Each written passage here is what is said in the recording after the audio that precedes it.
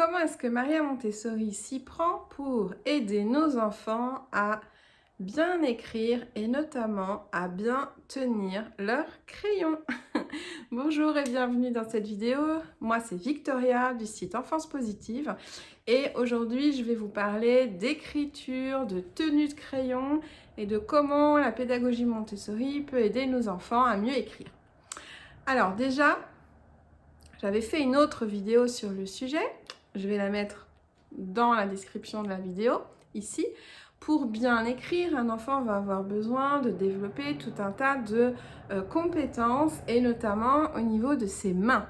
Il va avoir besoin de développer la force dans ses mains, de développer la précision de la pince tripode, donc les 3 doigts de l'écriture, de délier le poignet. C'est les 3 principales compétences dont l'enfant va avoir besoin. Maintenant, il va y avoir autre chose qui est super important à prendre en compte et où je vois énormément d'erreurs justement, et donc c'est pour ça que j'avais envie de faire une vidéo sur le sujet. Je vois beaucoup d'enfants de même pas 18 mois avec ce type d'outil dans la main, donc un crayon, et il faut savoir que c'est bien trop tôt. C'est bien trop tôt parce que tout simplement, les enfants, qu'est-ce qu'ils vont en faire? Ils vont les tenir de cette manière-là. Ils vont les tenir de cette manière-là et c'est logique puisqu'ils n'ont pas la psychomotricité fine suffisante pour avoir la bonne posture qui est celle-ci. Il n'y en a pas 50. Donc, ça c'est déjà une première chose. Il vaudrait bien mieux, jusqu'à 3 ans, 3 ans et demi, travailler justement sur la psychomotricité fine pour que les enfants développent cette pince tripode. Pour ça, les activités de coordination œil-main et les activités de vie pratique Montessori sont une grande mine d'or. Hein. On sous-estime beaucoup ces activités-là, mais elles sont super importantes. Et puis surtout, d'arrêter de donner ce genre de trucs à des gamins qui n'ont pas 3 ans. Dans la pédagogie Montessori, normalement, le crayon arrive seulement après un certain nombre d'étapes. Pas parce qu'on s'amuse à embêter les enfants, mais parce qu'il y a une logique. Donc, dans un premier temps, on va plutôt donner des pavés de cire aux enfants, éventuellement des craies. Pourquoi? Parce que contrairement à un crayon qui se tient de cette manière-là, une craie, elle peut se tenir, vous voyez, du bout des doigts de cette façon-là. Ce qui fait que ça ne demande pas du tout le même niveau au niveau psychomoteur. Donc, avant 3 ans, si je veux faire court, efficace et rapide, avant 3 ans, pas de crayon, mais vous pouvez donner des pavés de cire ou des craies. Et vous allez bosser plus, tout ce qui est coordination œil-main et vie pratique. À partir de 3 ans, on va travailler avec l'enfant sur le crayon. C'est-à-dire qu'on va présenter un matériel qui s'appelle les formes à dessin et qui va avoir pour objectif de tracer avec un crayon. C'est quand même l'objectif. C'est pas d'écrire, c'est de tracer avec un crayon. Donc à ce moment-là, on propose les formes à dessin et on va donner un crayon. Je ne sais pas si vous le verrez bien. À base triangulaire. Très important. Base triangulaire parce que ça va aider les enfants à mettre leurs mains correctement sur le crayon. Alors n'achetez pas les jumbo, ça ne sert à rien, ça va déformer la position de la main. Et évitez s'il vous plaît ces espèces d'embouts là qu'on met sur les crayons pour forcer les enfants à bien mettre leurs doigts. Ça c'est ce qu'on appelle dans la pédagogie Montessori des béquilles. Une béquille, en fait, ça a fait un peu l'effet, vous voyez, comme si on plantait une jeune pousse et que dès le départ, on mettait un tuteur pour qu'elle pousse. Puis le jour où vous enlevez le tuteur, pouf, elle tombe forcément parce qu'elle n'a pas développé la force au niveau de sa structure pour tenir debout toute seule. Donc ici, on évite ce truc-là. Si votre enfant tient mal son crayon, donc par exemple, si il le tient comme ça, ou s'il le tient comme ça, ou toutes ces positions un peu bizarres, là, ou s'il le tient comme ça, ou attendez, parce que même pour moi c'est dur, ah, ça glisse, comme ça. Tout s'il tient toutes ces positions-là, il vaut bien mieux travailler sur la pince tripode que d'aller directement agir sur le problème. Ça, c'est de toute façon toujours dans la pédagogie Montessori. Le crayon. Le crayon va être l'outil que l'enfant va utiliser pour apprendre à écrire. Base triangulaire. Lorsque l'enfant va commencer à écrire, crayon, crayon, crayon. Pas de stylo, pas de plume, sauf maintenant, on est bien d'accord, hein, quand je dis pas de stylo, si vous avez un enfant qui a une difficulté, une dysgraphie ou autre, on est d'accord que le but, c'est pas de les torturer. Hein. Mais si votre enfant ou si les enfants n'ont pas de problème spécifique, crayon et surtout pas le stylo. Parce que le stylo a une facilité d'écriture ou de feutre, pareil, pas de feutre, pas de stylo, tant que l'enfant n'a pas une écriture fluide.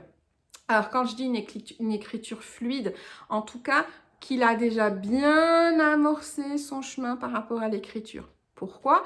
Parce que si vous donnez un stylo ou un feutre, eh bien, on va rendre la main feignante. Parce que l'enfant va se relâcher. Écrire avec un feutre ou un stylo, c'est plus facile que d'écrire avec un crayon.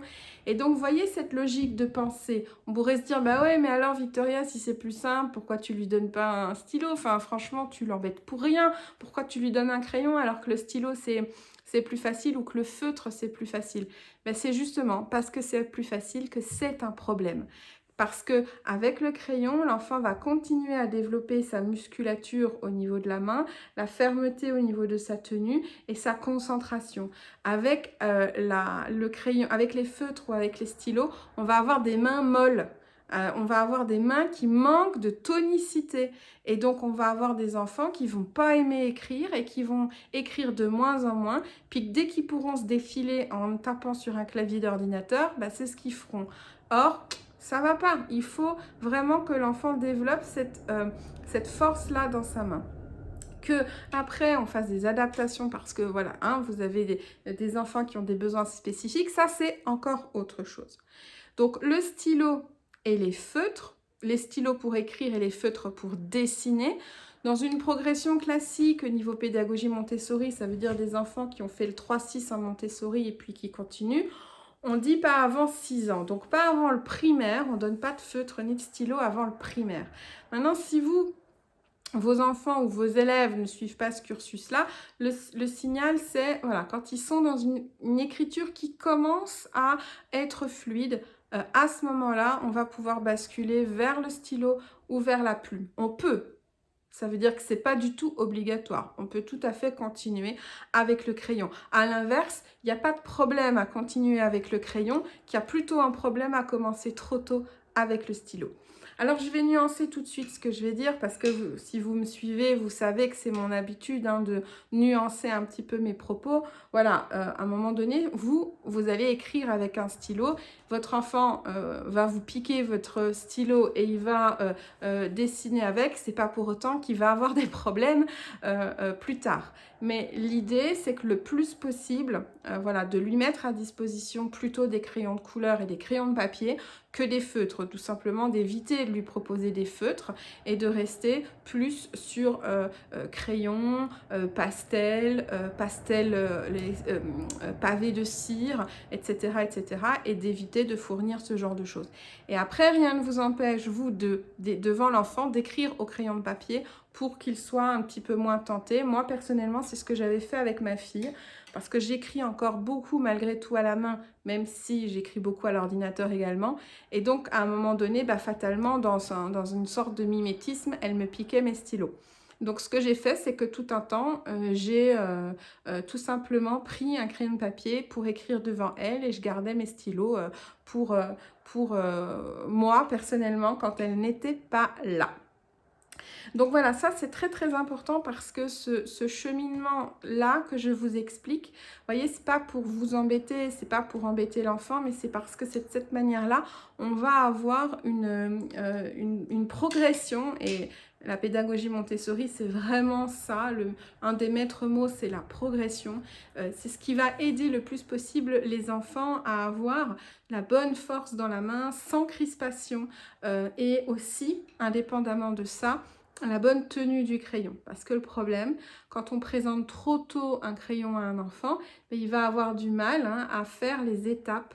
Les étapes, en gros, au début, il va faire comme ça.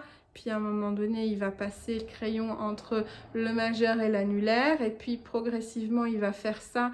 Donc c'est une pince tripode, mais sur le gras du majeur. Et puis progressivement, il va passer dans sa bonne position. Alors quand on dit que c'est la bonne position, c'est parce que c'est celle qui engage le moins de douleur et qui amène le plus de fluidité. Et donc si vous voulez faciliter ça, c'est très important de suivre la progression que je viens de vous expliquer. Voilà, n'hésitez pas à interagir dans les commentaires, j'aurai grand plaisir à répondre à vos questions. Si vous avez liké et aimé la vidéo, n'hésitez pas à la liker. Et puis je vous dis à bientôt.